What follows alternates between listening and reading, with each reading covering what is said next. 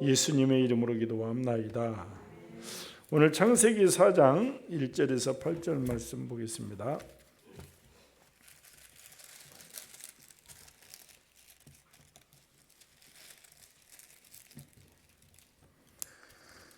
창세기 4장 1절에서 8절 우리 함께 읽겠습니다.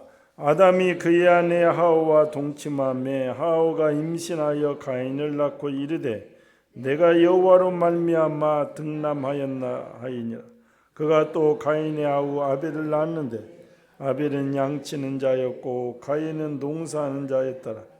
세월이 지난 후에 가인은 땅의 소산으로 제물을 삼아 여호와께 드렸고 아벨은 자기도 양의 첫 새끼와 그 기름으로 드렸더니 여호와께서 아벨과 그의 제물은 받으셨으나 가인과 그의 제물은 받지 아니하신지라. 가인이 몹시 분하여 안색이 변하니 여호와께서 가인에게 이르시되 내가 분하여함은 어찌 됨이며 안색이 변함은 어찌 됨이냐. 내가 선을 행하면 어찌 낫을 들지 못하겠느냐. 선을 행하지 아니하면 죄가 문에 엎드려 있느니라. 죄가 너를 원하나 너는 죄를 다스릴지니라. 가인이 그의 아우 아벨에게 말하고 그들이 들에 있을 때 가인이 그의 아우 아벨을 쳐 죽이니라. 아멘. 그래서 가인과 아벨의 예배이고, 오늘 성경을 보면 성경 인류 최초의 살인사건이 일어납니다. 살인사건, 수사반장. 그래서 우리가 수사반장이 수사를 해야 되는데, 최초의 살인사건이 형제 관계에서 일어났고, 그래서 형제의 우애는 신앙 성숙의 저울이 된다. 베드로전서에 보면 우리가 유추할 수 있습니다. 그러니까 형제 우애는 어떻게 해야 가능한가? 그러니까 형제가요, 잘 성장해서 잘 살다가도 결혼하면 원수가 되기도 하고, 그러니까 우리나라는 동서지간이 친자매처럼 서로 친하면 형제가 잘 되는 것이고, 동서지간이 심령이 삐뚤어졌다 그러면 끝난 거예요. 그래서 우리가 세상에도 보면 형제간에 죽이고 살리는 사건이 엄청 많이 일어납니다. 안 보고 사는 가정도 많고. 그래서 형제 우애, 이게 모든 것이 믿음 안에서는 가능하다. 예수님 안에서는 가능하다. 왜? 양보하고 헌신할 수 있으니까 가능한 것이죠. 또 부모의 유산 상속의 문제 가지고, 그거는 뭐 옆에 너무나도 많아. 서로 안 보고 살고 막 이런 게 너무 많잖아요.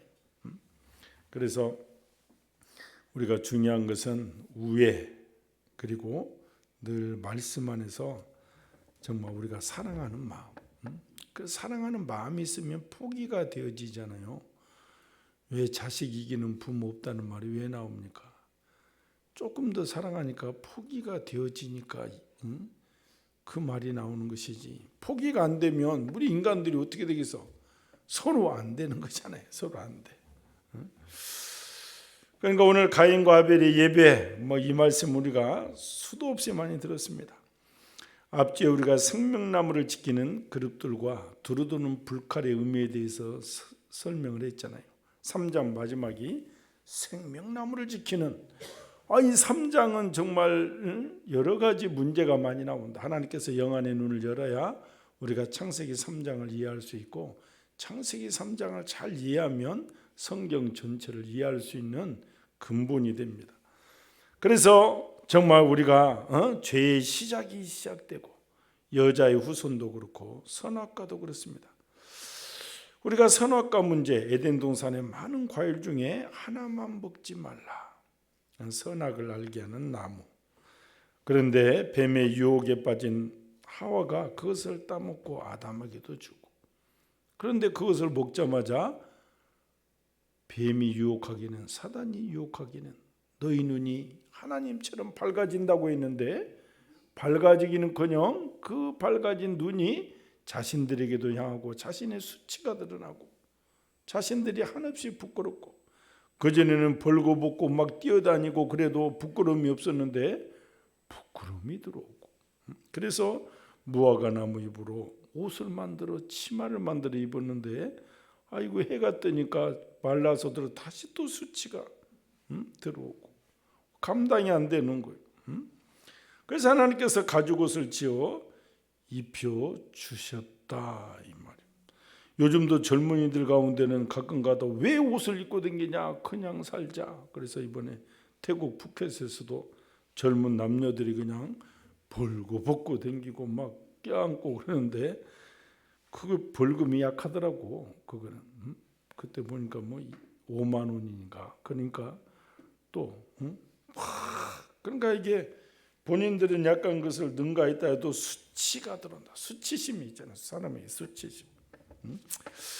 그래서 옷을 하나님께서 처음에 제단 사고 디자인이 하나님이잖아요. 하나님께서 가죽옷을 지어서 입혀주셨습니다. 그러니까 이 가죽옷은 누군가 희생을 했다는 것이고 희생의 피를 흘렸다는 것이고 이것 때문에 후에 나오는 아벨의 제사가 연락되었다 이렇게 설교하는 분들도 많은데 이것은 판단의 기준이 될 수 없는 것이 율법의 이전의 일이고 태초의 일이고 그렇습니다. 제 결과로 아담과 하와는 에덴 동산에서 쫓겨납니다. 에덴 동산에는 그런데 생명나무가 있다. 생명나무 열매를 먹으면 이제 영생을 누리게 된다. 그런데 문제는 우리가 나중에 천년왕국에 들어가도 회복이 되어서 가서 천년 동안 사는 복이 임하는 것이지 죄의 결과로 늙어가면서 수고의 땀을 흘려가면서 계속 산다면 그것은 지옥이다 그랬잖아요. 이빨도 다 빠지고 말도 안 되고 할머니야 할머니 계속 있으면 징그럽고 노인 좋아하는 곳은 세상에 아무 데도 없어. 그래서 정말 젊은이들이 중요하고 초등학교 앞에 가서 애들이 제잘거리면서 가는 것이 생명이 솟구오는 것이지 흰머리 노인들이 막 북적북적 하는 데 가면 기운이 빠지게 돼 있다고 사람들이. 세상 이치가 그렇잖아요. 안 늙고 회복돼서 영원히 살면 좋은데 그렇지 않고 이제 생명나무가 선악을 알게 하는 나무를 먹기 전에는 필요가 없었죠. 죄가 없었고 영원히 살고 시간의 제약을 받지 않으니까. 근데 이제 죄의 유혹에 따라서 생명나무 열매를 반드시 아담과 하와는 먹으려고 하기 때문에 천사 그룹들이 지키고 불칼로 지켜서 완전히 에덴 동산에 접근 금지를 시켜버린 거예요. 이것이 하나님의 크신 사랑이다 이렇게 말씀드렸습니다. 사람은 늙기나 죽기는 싫어하잖아요.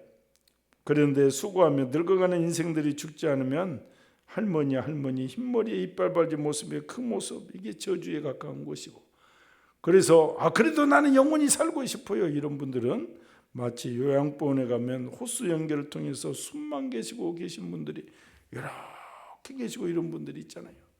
그런 분들을 보면 계속 살고 싶은가? 그런 사람은 하나도 없다. 그래서 하나님은 아담과 하와를 사랑하셔서 에덴 동산에서 쫓아내신 것이다. 그리고 다시는 접근이 불가능하도록 천사를 동원해서 철통방어를 하신 거예요. 이렇게 이제 에덴 동산에서 나온 아담과 하와가 가정을 이루고 자녀를 낳기 시작합니다. 그러니까 대표로 가인과 아벨을 낳았다는 것이지 이 930년 동안 살면서 아들을 낳고 또 그 자녀들이 낳고 이 초창기에는 엄청나게 보통 뭐 500년 600년 살면 여기저기서 막 나기 시작하는 거예요.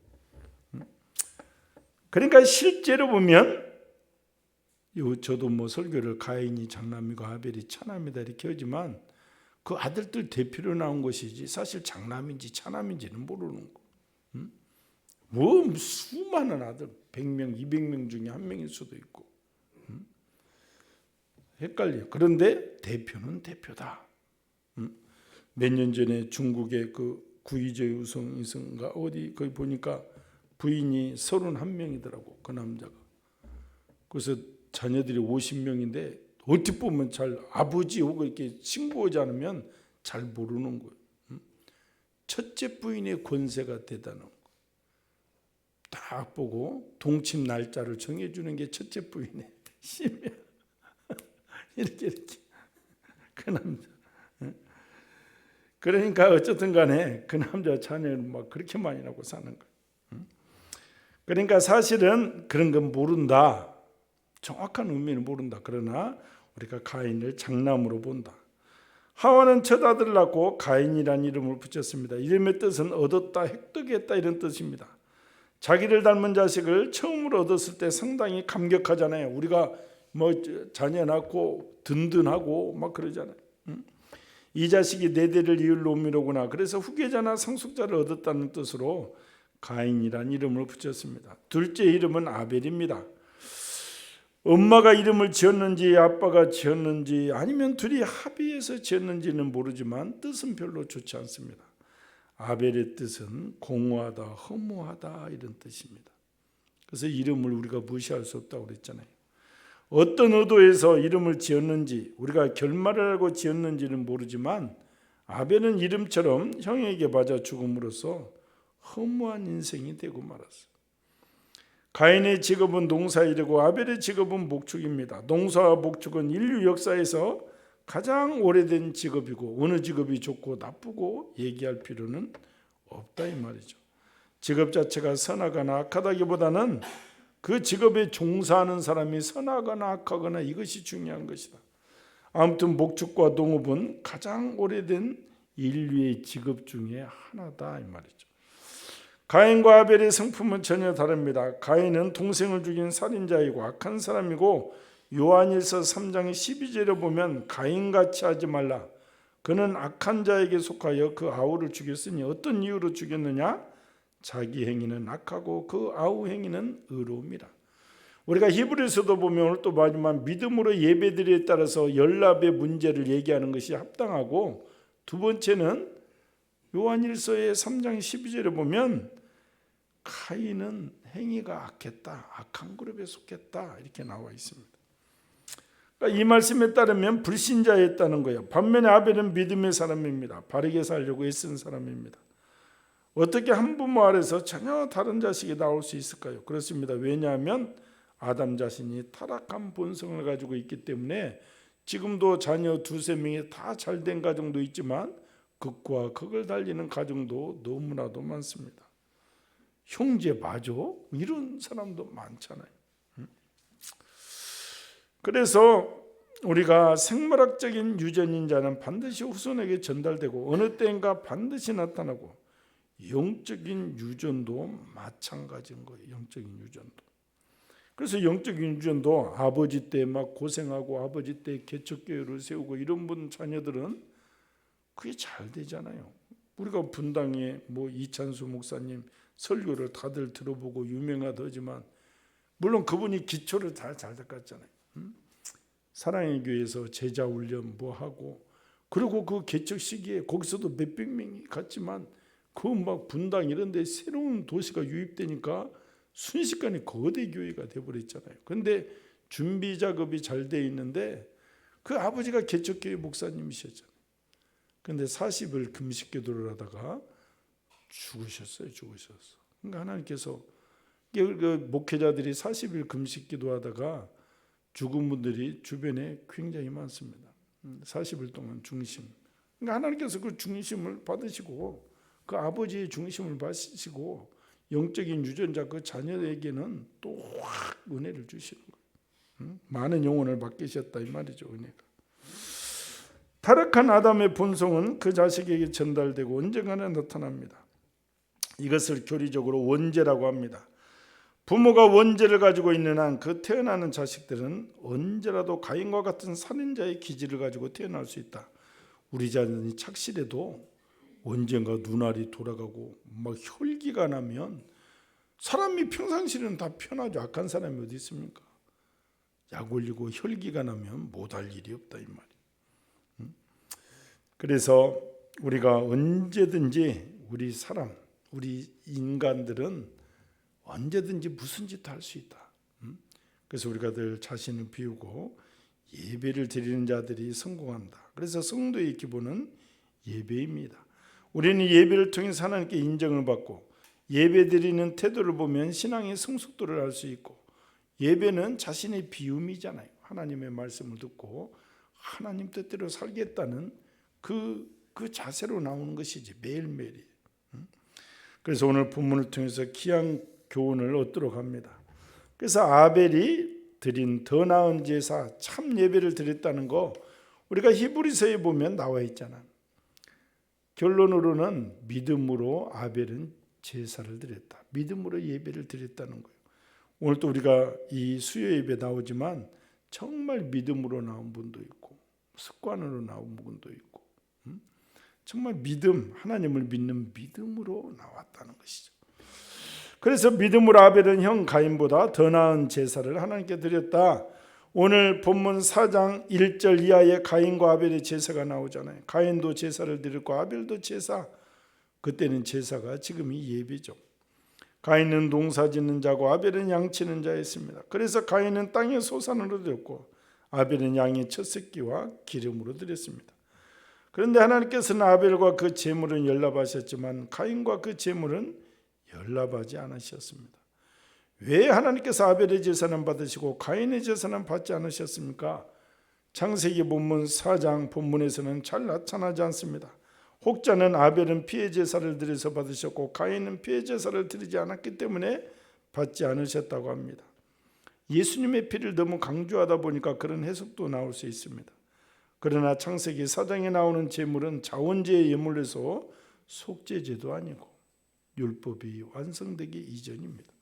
하나님께서 아벨의 제사는 받으시고 가인의 제사는 받지 않으신 결정적인 원인은 바로 히브리서에서 믿음의 문제였다. 이렇게 또 요한 3장 12절에서는 그 행위가 악하였다. 이렇게 두 가지로 성경은 분명하게 나와 있습니다. 아벨은 제사 드릴 때 믿음으로 드렸습니다. 그러나 가인은 믿음으로 드리지 않은 거예요.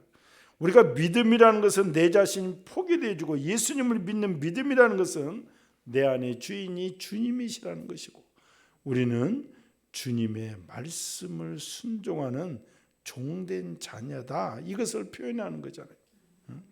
지금도 마찬가지입니다. 예배를 드릴 때 믿음으로 드려야 되는 것입니다. 참 예배는 믿음에 있습니다. 신령과 진정으로 드리는 믿음에 있는 것이죠. 그래서 신령과 진정이라는 것은 영과 진리, 그러니까 정말 성령과 말씀으로 드린다 이 말이죠. 우리가 믿음으로 드린다 이 말은 성령과 말씀으로 드린다. 하나님의 영에 임해서 우리에게는 하나님의 영이 임하였고 또 진리의 말씀에 입각해서 예배를 드리는 것이다. 그러니까 예배는 웅장한 고득식 양식의 성전 건물에 있지 않고 장엄한 예배 의식에 있지 않고 경건한 예배 순서에 있지 않습니다. 믿음에 있다. 믿음이 우선입니다. 하나님 아버지께서는 참으로 예배하는 자, 신령과 진정으로 예배 드리는 자를 그래서 오늘 또 찾고 계시고 오늘 또 그 믿음의 성숙도, 신앙의 성숙도가 예배에 있기 때문에 그래서 예배의 성공자는 인생의 성공자가 된다 이 말입니다. 하나님 아버지께서는 참으로 예배하는 자, 신령과 진정으로 예배하는 자, 그 예배를 받으시기를 원하시고 예수님을 믿음으로 거듭나 하나님의 자녀된 자들이 하나님의 살아계심을 믿고 하나님의 도우심을 믿고 하나님의 임재 앞에 나아가 드리는 믿음의 예배를 받으시는 것. 아벨은 더 나은 제사를 드렸다고 했습니다. 더 낫다는 것은 아주 뛰어난 탁월한 훌륭한, 여기서 하나 도전을 받는 것은 아벨의 마음속에는 어떻게 하면 좀 더 믿음으로 더 드릴까, 좀 더 나은 예배를 드릴까, 이런 마음이 늘 들어있었다는 것이죠. 어떻게 하면 아름답고 하나님이 기뻐하시는 예배를 드릴 수 있을까 생각하며 예배를 드렸습니다. 그래서 우리도 최선의 예배, 최고의 예배를 드려야 되는, 그러니까 예배를 위해 마음으로 기도로 준비해야 되고 예배의 봉사자들을 위해 중보기도해야 되고 예배 시간보다 일찍 나와서 앞자리 가운데 자리부터 앉고 이런 건 기본이잖아요. 맨 뒤에 앉으려고 뭐 그러지 말고 앞에 와서 가운데부터 앉으면 누가 뭐 그런 사람 한 사람도 없어. 한채 백석밖에 안 되는 의자 가지고 왔다 갔다 할 것도 없다고. 그것이 은혜 받는 자세히 딱 되잖아요. 누가 뭐라고 할 거요? 맨 앞에 있으면 저하고 눈 맞추기도 좋고 좋잖아. 편히 조그마한 공간에서 여기저기 자리 두고 자리 싸우고 왜 그러냐고. 예배 구경꾼이 되어서는 안 되고 예배자가 되었고, 그러기 위해서 30분 전부터 찬양하니까 찬양으로 우리 마음을 좀 열고, 한마디로 예배에 생명을 걸어야 된다. 예배의 부흥이 내 인생의 성공이요 가정의 행복이요 우리가 사는 길임을 명심해야 된다. 그래서 사무엘상 2장 30절에 나를 존중히 여기는 자를 내가 존중히 여기고 나를 멸시하는 자를 내가 경멸히 여기리라. 나를 존중히 여긴다는 게 뭐예요? 예배드리는 태도를 보면 알 수 있다는 것이죠. 예배드리는 태도를 보면 알 수 있다는 거. 그래서 우리가 잘 아는 로마서 12장 1절에 너희 몸을 하나님이 기뻐하시는 거룩한 산 제사로 드리라. 이는 너희의 드릴 영적 예배니라. 산 제사, 살아있으나 죽어있는 그 마음으로, 순종하는 마음으로 드리라는 것이죠. 제단에 올려진 제물처럼 드리라는 거예요. 예배.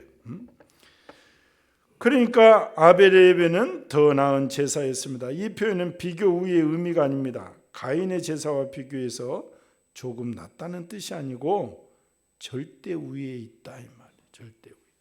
그러니까 우리가 매일 주일 예배 드리고 수요 예배 드리고 금요 예배 드리지만 우리가 겉으로는 모르지만 하나님께서는 그 마음의 중심을 감찰하시고 그 예배자를 통해서 인생의 성공자를 얘기하신다는 거예요. 그 예배보다 내가 생명을 걸면 하나님이 생명 것이면 승리한다는데 내가 세상에 생명을 걸면 그건 뭐 그냥 너 세상에 네 기분대로 살아라 이것이죠. 그러니까 다시 말씀드리면 가인의 제사와 비교할 수 없는 온전한 제사, 즉 참 예배를 드렸다는 거예요. 1절 이하의 기록을 다시 언급합니다. 가인은 농부였고 아벨은 목자였습니다. 그들이 소산물로 각각 제사를 드렸습니다. 3절 5절 보면 세월이 지난 후에 가인은 땅의 소산으로 제물을 삼아 여호와께 드렸고 아벨은 자기도 양의 첫 새끼와 그 기름으로 드렸더니 여호와께서 아벨과 그의 제물은 받으셨으나 가인과 그 제물은 받지 않으셨다. 하나님께서 아벨의 제사를 기쁘게 받으셨는데 가인의 제사를 거부하셨다. 극명한 대조잖아요. 그래서 예배의 성패는 그들의 운명조차 갈라놓았다. 그래서 우리 성도들도 늘 믿음으로 정말 내 자신을 죽이고 오직 하나님의 말씀을 듣겠다는 그 심령, 그 말씀을 준행하겠다는 그 믿음, 그러니까 이 역사를 이루어가는데 하나님의 사람이 필요하잖아요. 그러니까 하나님께서는 예배의 성공자를 찾으시고 예배를 통해서 늘 하나님은 사람을 찾고 계신다. 그러니 어느 날 봤더니 형통한 순복음교회에 그릇이 딱 준비된 그릇이 있으면 다윗처럼 하나님께서 뽑아서 쓰신다. 그래서 이 믿음을 꼭 가지시기 바랍니다. 그리고 진실한 마음이 있어야 된다. 아벨의 제사에는 정성즉 진실한 마음이 있었습니다. 그는 첫 새끼와 기름을 드렸는데 제일 좋은 것을 드렸다는 것이고 제물 가운데 그 진실한 마음, 간절한 마음이 담겨 있습니다. 하나님은 제물 그 자체보다 그 속에 담긴 마음 보시기를 원한다. 우리가 뭐 돈을 드리면 얼마나 드리겠어. 천천만만의 수양이 하나님 것이고 하나님이 뭐예요? 돈을 뭐 11조를 바쳐라 할 때도 모든 것이 내가 너한테 준 것인데 그 중심의 예물을 보시겠다는 것이지 우리가 뭐 1억을 드린들 뭘 드린들 그 하나님께서 그게 많다고 하시겠냐 이 말이에요. 그러니까 하나님은 그 마음을 원하신다. 잠언서 23장 26절에 내 아들아 내 마음을 내게 주며, 그러니까 예배 형식도 중요하고 그러나 그 속에 담긴 마음 자세가 더 중요하다. 우리가 인간관계에서도 틀어지고 섭섭한 것이 그 마음의 씀씀이를 보면 알 수 있잖아요. 마음의 씀씀이를 보면 아무리 가까운 관계라도 만일 마음에 주고받음이 결여되어 있다면 남남과도 같은 것이죠. 마음, 너의 마음을 보여라는 거예요. 하나님과의 관계도 마찬가지입니다. 신앙 예배도 하나님의 마음을 주고받는 것. 우리가 인간관계도 겉도는 것은 저 사람은 늘 오고 늘 만나지만 마음을 주지 않으면 늘 겉도는 것이죠. 그 진실한 마음이 서로 우리가 교환되면서 서로 중보기도 하면서 사는 것이죠. 예수님 당시 유대인들이 왜 책망을 받았습니까? 그들에게 예배가 없었기 때문이 아니잖아요.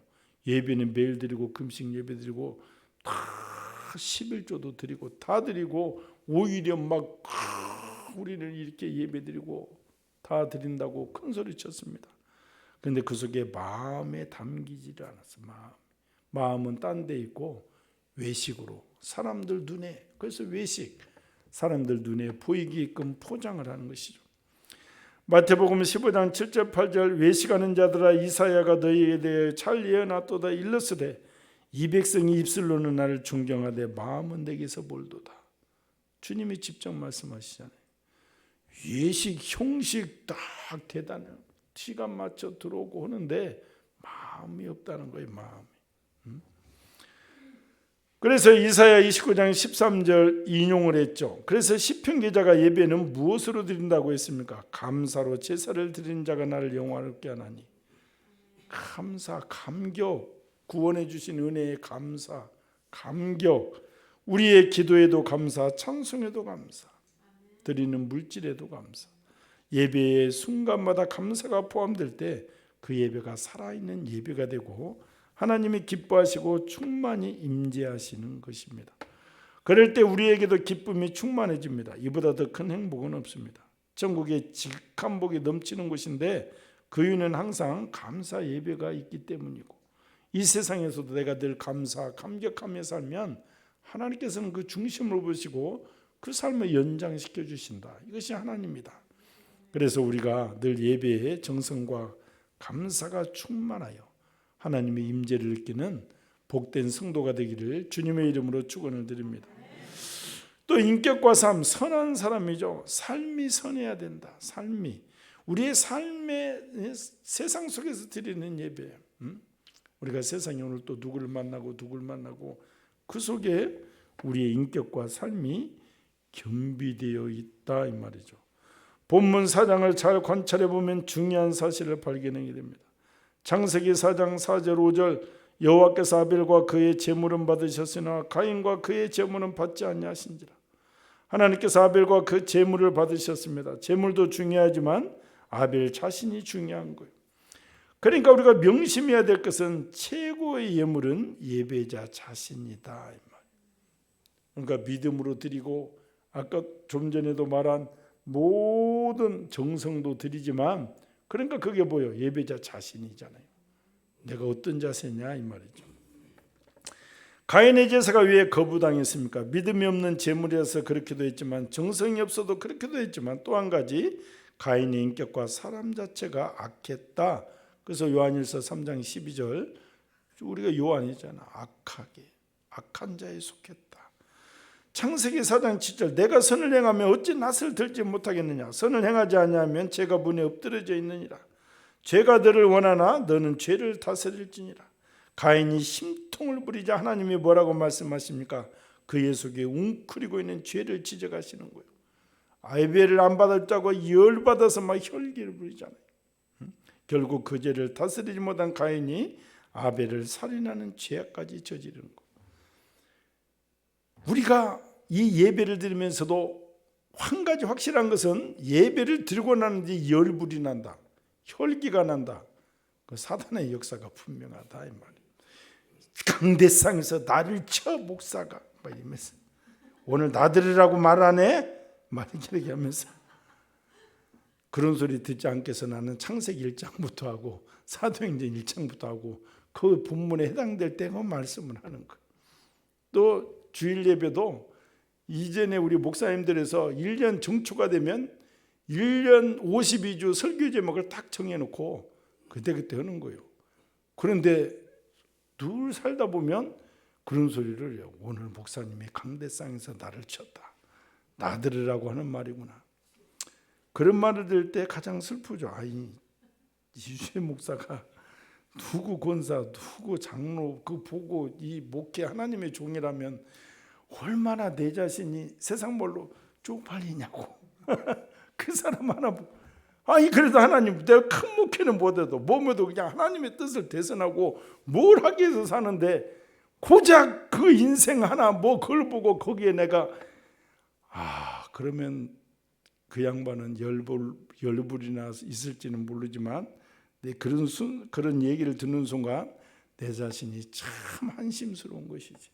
지금까지 저는 그런 적이 한 번도 없고 누구 들으라고 예비한 적도 없고 하나도 없지만 이제 근데 그런 소리는 이렇게 들려온다 이 말이에요. 들려온다. 그래서 주의 종을 아주 비참하게 하지 말라. 그런 소리 할 때마다 비참하죠. 그러니까 우리가 예배는 공식적인 예배의 시간도 중요하고 모든 순서가 중요하지만 그 이전에 하나님의 말씀에 순종하는 삶이 가장 중요하다. 사무엘상 15장에 순종이 제사보다 낫고 듣는 것이 수양의 기름보다 나으니 이는 거역하는 것은 점치는 죄와 같고 완고한 것은 사신 우상에게 절하는 죄와 같습니다. 불순종하면 제사 무효이고 더 나아가 우상의 제사나 마찬가지라는 것입니다. 그래서 예배 시간 중에도 말씀을 경청하는 것이 중요하다. 그러니까 집중해서 듣고 그 말씀을 순종하는 것이 예배를 받고 그래서 그게 중요하다는 거예요. 그 말씀이 전도서 5장 1절에 보면 너는 하나님 앞으로 들어갈 때 내 발을 삼갈지어다. 가까이에 말씀을 듣는 것이 우매한 자들이 제물을 드리는 것보다 나으니 그들은 악을 행하면서도 깨닫지 못합니다. 그러니까 정말 내가 헌금을 드리고 이런 것보다도 오늘 또 무슨 말씀을 했고 그 말씀을 기억하고 그 말씀 갖고 씨름하면서 실천하는 거, 오늘 또 믿음으로 드리는 예배, 나의 세상에서 인격적인 삶이면 그것을 실천하려고 만나는 사람마다 스마일하면서 할렐루야 하면서 그 살기 위해서 노력하잖아요.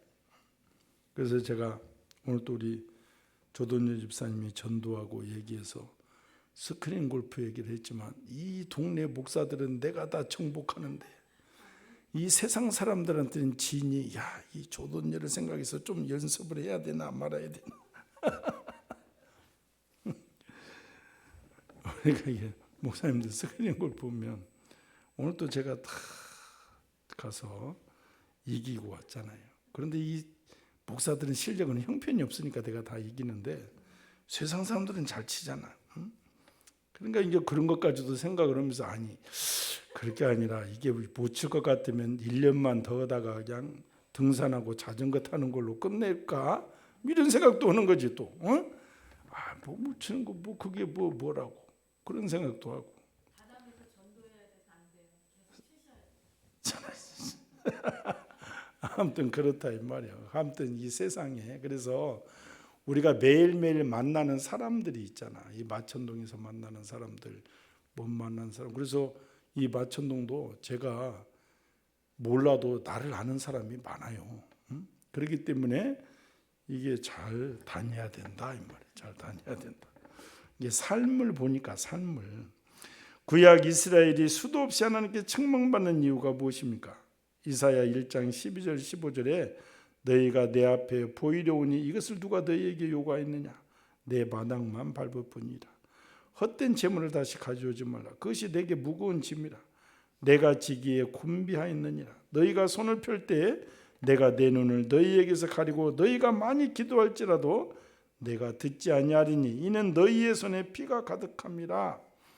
피 묻은 손은 이스라엘의 악한 삶을 가리킵니다. 악한 삶을 버리지 않는 한 하나님께서 그들의 예배를 받지 않겠다는 거예요. 예수님도 말씀하셨습니다. 그러므로 예물을 제단에 드리려다가 거기서 내 형제에게 원망 들을 만한 일이 있는 것이 생각나거든 예물을 제단 앞에 두고 형제와 화목하고 와서 드려라. 왜냐하면 화목제물 대신 예수님 화목제물로 십자가에 몸짓고 피 흘리셨잖아요. 그러니까 화평, 하나님과의 화평, 이웃과의 화평. 그래서 화평, 양보하고, 그러니까 좀 만나는 사람마다 좋은 기운. 그래서 인간관계에서 문제가 있으면 그 예배는 무효라는 거예요. 무효라는 거. 먼저 풀고 오라는 것입니다. 그래서 심지어 헌금을 많이 해도 삶이 부정하면 무효다. 이렇게 성경은 말하고 있는 거예요. 마태복음 5장 산상수훈에서 주님께서 하신 말씀입니다. 마태복음 23장 23절 화 있을진저 외식하는 서기관들과 바리새인들이여 너희가 박하와 해양과 근처에 11조는 들이되 율법에 대해 중한 바 정의와 긍휼과 믿음은 버렸다. 그러나 이것도 행하고 저것도 버리지 말아야 할지니라. 이 말씀이 무슨 말씀입니까? 잘 알지만 서기관들과 바리새인들은 박하와 해양과 근처의 11조까지, 이게 수입의 11조는 물론이고 우리나라 말하면 이게 미나리 수확을 했다. 그 11조도 드리고 이 작은 이 식물화까지 철두철미하게 드렸다는 거예요. 11조를 하나 빼앗는 게 없다는 거예요. 지금 이스라엘 가면 오렌지 딱 수확한다 그러면 10개 중에 하나가 툭 떨어지잖아요. 10개 중에 하나가 툭. 지금도 철두철미하게 드립니다. 그 사람들. 이게 모든 게. 그런데 정의와 긍휼과 믿음을 버렸다 이 말. 그러니까 이것도 행하고 저것도 버리지 말아라. 그러니까 예수님이 무슨 말? 그것도 철두철미하고 공의와 정의, 긍휼도 철두철미하라 이 말이죠. 그러므로 공식적인 예배를 드리기 전에 우리 삶 속에서 선한 인격과 선행이 있어야 되고 히브리서 13장 16절 오직 선을 행함과 서로 나누어 주기를 잊지 말라. 하나님은 이 같은 제사를 기뻐하시느니라. 그래서 바울이 우리의 삶이 곧 예배라고 증거하는 것입니다. 그러므로 형제들아 산 제물로 기뻐하는 거룩한 산 제물을 로마서 12장 1절 2절 이것이 너희가 드릴 영적 예배니라. 이 세대를 본받지 말고 오직 마음을 새롭게 함으로 변화를 받아 하나님의 선하시고 기뻐하시고 온전하신 뜻이 무엇인지 분별하라. 그러니까 매일의 삶 속에서 오늘 또 제가 지나온 그 걸음들이 있잖아요. 만난 이 마천동 사람들이 있잖아요. 하나님의 선한 뜻대로 사는 내 자신이 예물이라는 거예요. 그 사람들에게 저 형통한 섬교 이주주의 목사 또 왔다 가네, 여기 왔다 가네. 그들에게 선한 인격을 드러내라는 거예요. 이것이 생활 예배다 이 말이죠. 공예배보다 중요한 것이 우리 성도들의 생활 예배잖아요. 그러니까 우리가 이런 소리 정말 제가 잘 아는지만 우리 교회도 이렇게 이 전도하고 이전에 보면 아이고 그 사람 거기 교회 다니게 그 사람 꼴보기 싫어서 안 가요. 이런 소리도 가끔 저거 다 이 마천동에 사니까 듣죠. 그러면 어떻게 살았까니? 이 세상에 그 교회 다니냐고. 그 사람 있어서 안 가겠다. 뭐 이런 소리.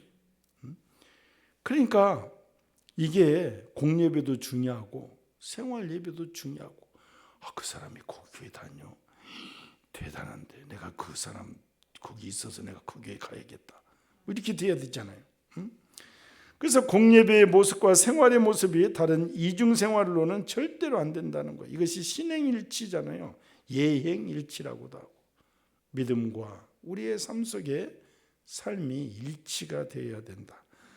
하나님은 공예배에 현장에만 계시는 분이 아니고 교회에 나와서 예배를 드리고 전도를 하든지 기뻐 찬양을 하든지 하면서 일을 열심히 하는 것이 중요한 거예요.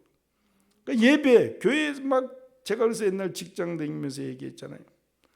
정말 뭐 예배 드리고 교회 막 어쩌고 그때 갈보리 교회 뭐 다니면서 저한테도 어떻게 교회 다닌다고 양쪽에서 두 부장들이 얘기하는데 직원들은 다 싫어요.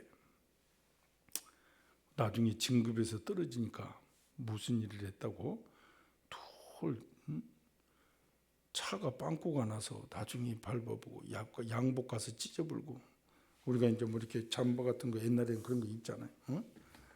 그게 그러니 뭔 영광이 되겠냐. 그러니까 내가 나중에 예수 믿고 더 잘했더니 너같이 믿으면 정말 그게 되겠다. 뭐 분명하고 이미 예수님 믿어서 뭔가 분명한 선을 보여야 되잖아요. 그런 걸 제가 제 직장에서도 제 직장 된 거 느꼈다니까. 자기들은 내가 나중에 이제 예수 믿고 교회 다닌다니까 막 얘기하고 은혜 받은 얘기하는데 뒤에서 직원들은 막 욕을 막 대빨로 하는 거예요. 아이고 꼴보기 싫어 죽겠네. 아이고 저런 사람들이 있어서 교회는 다니면 안 되는 거야. 뭐 이렇게 얘기하는 거예요. 교회 나와서는 거룩하고 하지만 생활에서 삶의 예배가 전혀 안 되는 것이죠. 진급 들었자고 총무과장 그냥 옷 양복을 가서 칼로 갈기갈기 찢어놓고 차를 빵꾸를 내불고 막 하면 나중에 빌려 잘리기는 했지만 그런 것이 실존이나 그 미움, 시기, 질투가 들어가니까 그런 자기를 절제하지 못하는 거. 그래서 예배는 열심히 들고 삶이 따라주지면 이게 공예배에 열심히 집중, 삶 속에서 중요하고 오늘 또 일주일에 누구누구 만났고 누구와 대화했고 그 속에 그리스도의 향기, 편지의 역할이 있었느냐 이게 중요하죠. 월요일에도 화요일에도 수요일에도 주님은 날마다 우리와 함께 계시는데 순간순간 때마다 일마다 우리를 지켜보고 계시는데 그러므로 우리는 매 순간 우리의 삶 전체가 하나님 앞에 드려지는 것임을 잊지 말아야 된다. 요즘은 하도 세태가 신앙에 나태해져서 썬데이 크리스찬, 주일 한 번 나오는 것도 쉽지 않지만 성경은 청봉 그 정도로는 안 되고 매일매일 크리스천이 되라. 우리가 초대교회처럼 그리스도인이나 칭함을 받아야 된다 이 말이죠. 이렇게 예배를 중심으로 드리면 참 예배자의 축복과 영광이 임한다는 거예요. 반드시 하나님께서는 예배의 성공자를 복을 내려 주시겠다 이렇게 말씀하십니다. 하나님은 아벨의 제사를 기뻐 받으시고 축복하십니다. 우리가 아벨의 제사 같은 믿음으로 참 예배를 드리면 하나님이 기뻐하시고 우리를 영화롭게 해주시고, 예배는 하나님의 임재 현장입니다. 우리의 영혼과 하나님의 마주치는 것입니다. 영적인 스파크가 일어나는 거예요. 그러므로 영혼이 밝아지고 새 힘이 넘쳐납니다. 시편 73편에 보면 하나님께 가까이함이 내게 복이라. 만사 형통은 영어로부터 시작되고 예배로부터 시작된다. 그래서 사랑하는 자여, 내 영혼이 잘된 같이 내가 범사에 잘되고 강건하기를 내가 간구하는. 영혼이 잘되면 나머지는 다 따라오는 거예요. 수년 전에 영국 더 타임즈의 예배와 수명의 관계를 연구한 자료가 보도가 됐습니다. 정기적으로 예배하는 성도가 그렇지 않은 일반인들과 비교할 때 평균 수명이 7년이나 더 높다는 거예요. 정기적으로 예배 드리며 하나님을 찬양하는 자들이. 그리고 흑인들의 경우는 14년이나 더 길다는 거예요. 14년을 더 산. 왜? 흑인들은 막 3주 동안 몸으로 막 돌고 막 찬양한다고 그랬잖아요. 짧아야 30분이고 1시간 동안 막 뛰고 그리고 말씀 듣는 거예요. 그래서 예배를 통해 영혼이 새 힘을 얻으니 당연한 결과들이죠. 기쁨이고 스트레스가 없잖아요. 무슨 스트레스가 있느냐. 믿음으로 드리는 참 예배자는 더 나아가 존귀한 인생이 됩니다. 하나님께서 높여주십니다.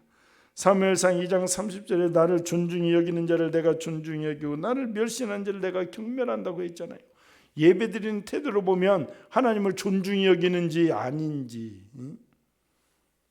요즘도 우리 권사님 한분 뭐 이렇게 오셨지만, 지금까지 다음 주도 보겠지만 다 예배 시작되면 쏠랑쏠랑 들어오는 것이 내 눈에는 보여. 권사 정도 됐으면 최소한 10분 전 15분 전에는 와야지.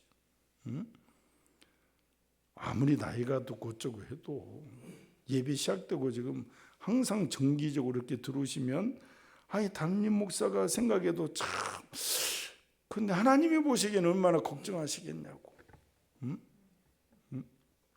이제 오신 지 얼마 안 돼서 그래도 내가 이번 주일에 최소한 20분 전에 오십시오.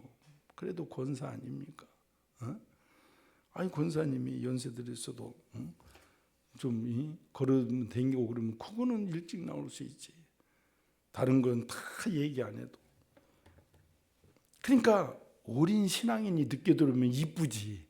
저렇게 헐레벌떡 오는구나. 지금 오는 게 앉아 있으면 예쁜데. 권사가 돼가지고 그냥 지금 온다고 그래서 그렇게 들어오면 이게 내 마음이 그렇더라고. 벌써 이렇게 수요병 내가 뭐 고치고 뭐 있어. 내 마음에 벌써 아무리 그래도 저 양반 저기 한번 얘기는 해야겠다 그래서 이 앞주에 벌써 얘기를 한 거예요. 20분 전에는 오시오. 다음 주에 또 보는데 그렇게 들어오면 이제 내비둬야지 어떡하겠어. 이건 고질병이구나. 그래서 정말 예배를 통해 하나님을 높이면 하나님께서 예배자를 높여주시고, 예배가 신앙의 종합인 것처럼 예배에서 승리하면 종합적인 축복과 영광이 따라오고, 무엇을 유지하는가? 그래서 미국 아이젠하워 대통령 후르시초프 소련 수상과의 그 유명한 미국에서 정상회담이 있는데 주일날도 예배에 잡혀 있는 거예요. 근데 예배 시간에 잡혀 있어서 아이젠하워 대통령이 후르시초프 수상에게 전화를 걸었습니다. 오늘 주일인데 우리 함께 교회 가서 예배드리고 회담하면 안 되겠습니까? 그런데 그게 되겠어? 그 소련은 공산주의 신이 없다 하는 나라인데 안 가겠다. 그러니까 1시간 반 동안 좀 기다리라. 나는 예배드리고 와야겠다. 그리고 아이젠하워 대통령이 예배드리고 온 거예요. 그러니까 아이젠하워가 나중에 1시간 반 동안 무엇을 하고 있었습니까? 이렇게 물어보니까 흐르시초프가 내가 먼 길을 찾아왔는데도 교회에 가야 할 아이젠하워의 핑계가 무엇일지 나는 생각하고 1시간 반 후에 와서 나한테 무슨 핑계를 댈까 이렇게 생각했다는 거예요. 그러니까 그 당시에 초강대국인 소련의 수상을 초청해 놓고 예배에 참석한다고 그를 앉혀놓는 것은 예계적으로는 큰 결례고 있을 수 없는 일이잖아요. 있을 수 없는 일인데도 잘못하면 애교 및 국가적인 소실과 분쟁으로 치달을 수 있는데도 아이젠하워의 행동은 무엇을 의미합니까? 그것은 예배보다 더 중요한 것은 이 세상에 아무것도 없다는 거예요. 그렇습니다. 예배보다 중요한 것은 세상에 아무것도 없어. 그래서 제가 얘기하잖아요. 그래도 1년에 52주 동안에 임직자들은 두세 번은 그냥 가정의 평화를 위해서 화평을 위해서 빠질 수 있다 이 말이에요. 일반 성도들은 제가 기준으로 7번까지 빠져도 내가 좀 눈 감아줄 수 있는데 그 이상 빠져서는 큰 믿음이 없다 이렇게 볼 수 있다. 뭐 가정적인 행사가 1년에 7번씩 있는 가정이 별로 없다고. 그리고 그것도 돈을 좀 더 보내주면 더 좋아한다고 그랬잖아요. 요즘 결혼식 이런 것도 밥값도 비싼데 먹지도 않고 더 보내줘봐. 얼마나 감사한지 몰라. 내가 다 해봤어. 정말 감사한다고. 그래서 근데 그거 안 가고 똑같이 하니까 섭섭하다고 그러는. 물론 그 중요한 것은 그 두세 번 안에 다 가면 되는 것이고 실제적으로. 그러니까 이 아이젠하워 대통령보다 이 세상에 예배보다 중요한 것은 없는 거예요. 신앙의 깊은 세계를 아는 자만이 할 수 있는 일이고 보통 사람은 할 수 없는 것이죠. 그래서 우리 신앙의 깊은 경지에 들어가기를 축원합니다. 그래서 저도 은혜 받고 뭐 할 때 만날 때 새벽에 일어나서 달려오고 이런 거 정말 안개같게도 달려오고 이런 게 그 옆에 교회도 많고 많지만 하나님께서 내게 정해진 그 교회를 위해서 달려가는 그 마음의 중심, 그런 중심을 하나님이 보시는 거예요. 오늘 말씀을 마음속에 새기시고 나 자신의 예배를 한번 진단해 보시기 바랍니다. 아벨의 제사 같은 믿음으로 참 예배를 드려야 됩니다. 하나님은 참 예배자를 찾고 계십니다. 교회의 사명 중 가장 큰 것이 예배입니다. 그래서 교회는 예배 공동체다 이렇게 얘기합니다. 그리고 기도 공동체입니다. 쉽게 말을 하면 왜 교회를 다니느냐? 예배 드리기 위해서고 기도하기 위해서 다니는 거. 그러니까 예배와 기도 그걸 다 해야 되는 거. 기도도 열심히 해야 된다. 그래서 기도도 열심히 하죠. 우리가 예배의 성공자가 되어 복을 받아야 이웃에게 열방에게 복음의 증인의 사명도 감당할 수 있는 것입니다. 믿음으로 드리는 예배, 정성을 드리는 예배, 내 인격과 삶이 하나님 앞에 부끄러움이 없는 예배를 드리는 복된 성도들이 되기를 예수님의 이름으로 축원을 드립니다. 그리하여 복의 근원이신 주님으로부터 창대한 복을 받아 인생의 승리자가 되기를 예수님의 이름으로 축원을 드립니다. 그래서 오늘 또 참 예배자, 하나님 참 예자의 축복을 받는 우리 교회와 내가 되길 원합니다. 역사하여 주시옵소서. 주여 삼창하고 기도합니다. 주여 주여 주여. 전능하신 하나님 아버지 은혜를 감사합니다. 믿음의 주여 온전케 하신 예수님 은혜를 주시고 세임의 능력을 주시고 할렐루야. 하나님 아버지 안보하여 주시옵소서. 성신이여 떠나지 마시고 함께하여 주시고 은혜 충만 선을 충만 강건케 인도하여 주시고 진리의 영이 붙잡아 주시옵소서.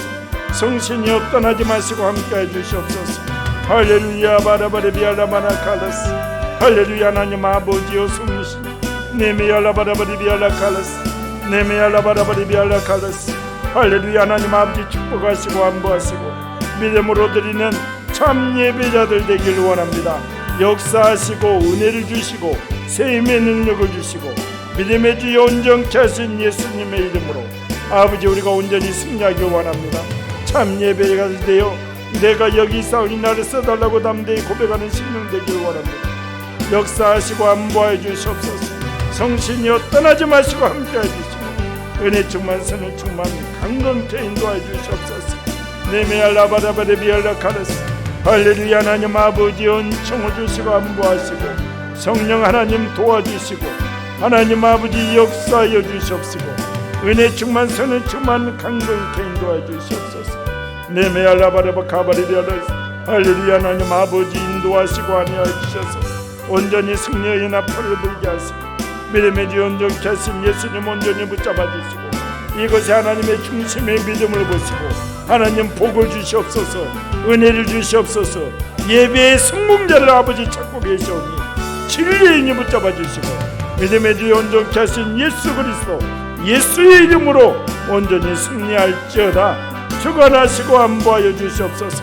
성신이 어떠하지 마시고 함께해 주시고 은혜 충만 선을 충만 강건케 인도해 주시고 진리의 영이 붙잡아 주시옵소서.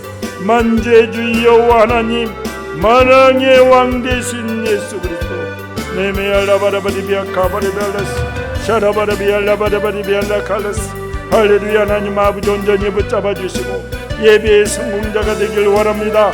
안보해 주시옵소서. 믿음으로 드리는 예배, 나의 인격적인 삶으로 드리는 예배, 매일의 아버지 삶 속에서 생활의 예배가 되길 원하오니 하나님 안보하시고 은혜를 주시옵소서. 진리의 영이 붙잡아 주시옵소서.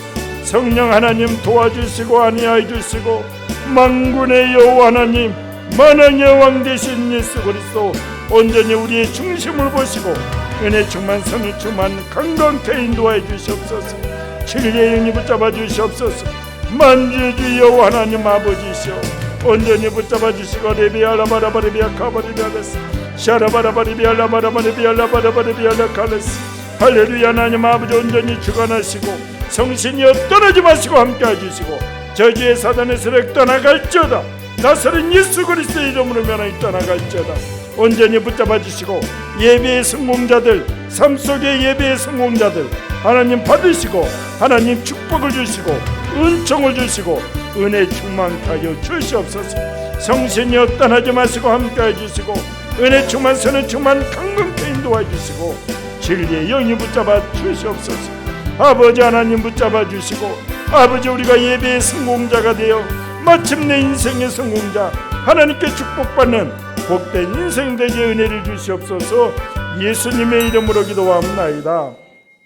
하나님 아버지 은혜를 감사합니다. 오늘 가인과 아벨의 그 예배 우리가 잘 알고 있지만 다시 한번 우리 마음을 아버지 주님께 드리며 우리가 믿음으로 드리는 예배가 되길 원합니다. 정성을 다하고 우린격적인 삶 생활의 예배 우리가 공예배뿐만 아니라 삶 속에 만나는 사람들에게 너희는 그리스도의 편지요 향기라 했습니다. 하나님 아버지 나를 통하여 아버지 이 세상 사람들이 정말 그리스도인이구나 아버지 인정을 하는 그 믿음의 증표들이 나오기를 원합니다. 역사해 주시옵시고 하나님은 예배의 성공자들에게 축복해 주십니다. 아버지 그를 높여 주십니다. 오늘 또 예배의 중심으로 드리는 자를 찾고 계시오니 하나님 내가 여기 있사오니 나를 써달라고 고백하는 담대한 믿음의 고백을 드리는 복된 성도들 되게 인도하여 주시옵소서. 성신이여 떠나지 마시고 함께 하시고 은혜 충만 선을 충만 강건케 인도하여 주시옵소서. 예수님의 이름으로 축복하고 기도합나이다. 우리 216장 찬양하고 마치겠습니다.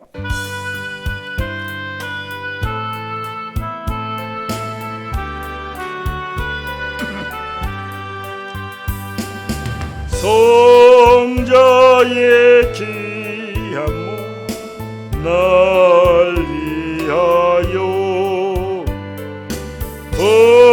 버리신 그 사랑 고마워라. 내 머리 숙여서 주님께 피는 나무어 주님께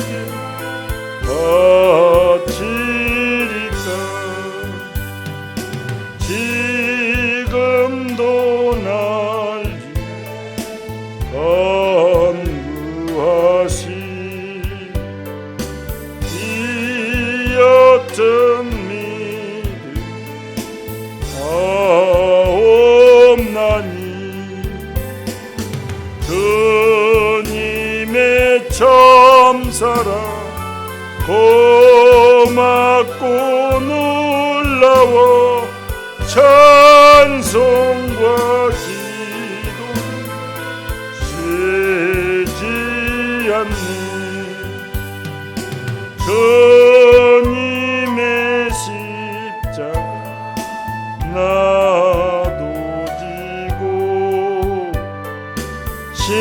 신실한 믿음 마음으로 형제의 사랑과 친절한 위로를 네게나 베풀기 하옵소서. 만 가지 은혜를 받았으니 내 평생 슬픔 즐거우나 이 몸을 온전히 주님께 바쳐서 주님만 위하여 늘 살겠니.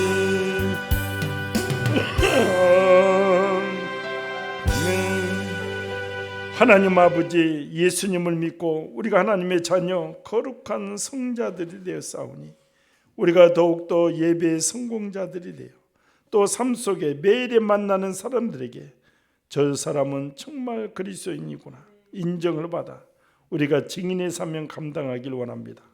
역사하시고 은혜를 주어서 예배의 성공자를 하나님은 반드시 축복해 주십니다. 하나님의 축복을 받아들이는 교회 성도 될 수 있도록 역사하여 주시옵소서. 오늘도 성신여 떠나지 마시고 함께 하시고 은혜 충만 성령 충만케 역사하여 주시옵소서. 이제는 우리 주 예수 그리스도의 은혜와 극진하신 만군의 여호와 하나님 아버지의 놀라우신 사랑하심과 성령님 내주 역사 교통 인도 충만하심이 오늘 또 예배의 성공자가 되어 축복받겠다고 다짐하는 성도들 고백 위에 영원토록 함께 계실지어다.